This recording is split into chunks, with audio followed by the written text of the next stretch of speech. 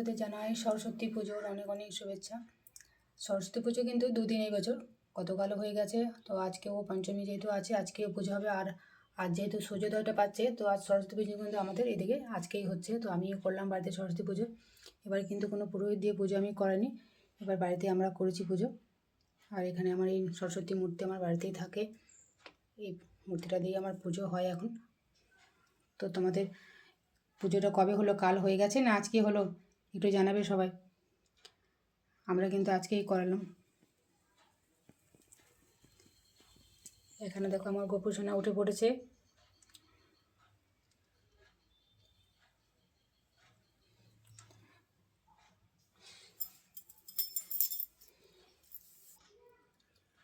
সকলে খুব ভালো থেকো, মা সরস্বতী সকলকে বিদ্যা বুদ্ধি প্রদান করুন, সেই কামনাই করি। সবার মনের ইচ্ছা পূর্ণ হোক।